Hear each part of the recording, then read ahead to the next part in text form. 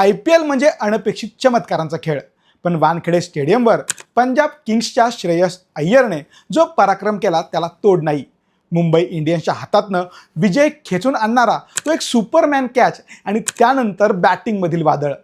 श्रेयसने पुन्हा एकदा सिद्ध केलंय तो फक्त एक खेळाडू नाही तर टीम इंडियाचा भविष्यातील कप्तानीचा प्रबळ दावेदार आहे.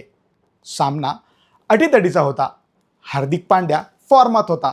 त्याने मारलेला तो शॉट थेट सीमारेषेबाहेर जाणार असंच वाटत होतं, पण तितक्यात धावत आला तो श्रेयस अय्यर. हवेत झेप घेत त्याने चेंडू पकडला. स्वतःचा समतोल बिघडत असल्याचं लक्षात येताच चेंडू हवेत फेकला आणि बाउंड्रीच्या आत उभ्या असलेल्या झेवियर बार्टलेटने तो झेल पूर्ण केला.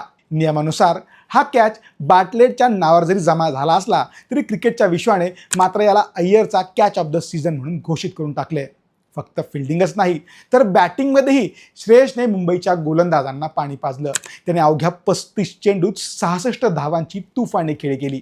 विशेषतः जसप्रीत बुमरासारख्या जागतिक दर्जाच्या गोलंदाजाला मिड विकेटच्या वरून मारलेला तो षटकार पाहून खुद्द मोहम्मद कैफनेही त्याला दाद दिली.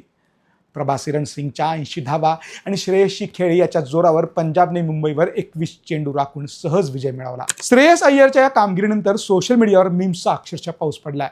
गँग्स ऑफ वासेपूर पासून ते धुरंधर सिनेमाच्या टेम्पलेट्सपर्यंत मिम्मर्सनी श्रेयसची तुलना खऱ्या धुरंधरशी केली आहे. युजवेंद्र चहलचा सुटलेला कॅच आणि श्रेयसचा तो अविश्वसनीय झेल यामुळे नेटकरी चहलची गंमत घेत आहेत, तर श्रेयसला शेर अय्यर म्हणून संबोधत आहेत. दुःखापत्तीमुळे बाहेर असलेला श्रेयस आता अय्यर 2.0 म्हणून परतलाय. 5 सामन्यात 67च्या सरासरीने आणि 187च्या स्ट्राईक रेटने त्याने जवळपास 202 धावा कुठल्या आहेत. त्याची शांत पण आक्रमक कप्तानी पाहून आता BCCIकडे एकच मागणी जोर धरत आहे.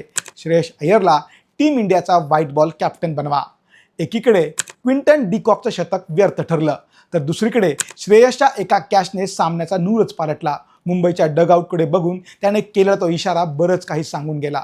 श्रेयसचा हा फॉर्म असाच राहिला तर पंजाब किंग्सला यंदा फायनलपर्यंत जाण्यापासून कुणीही रोखू शकणार नाही. तुम्हाला काय वाटतं?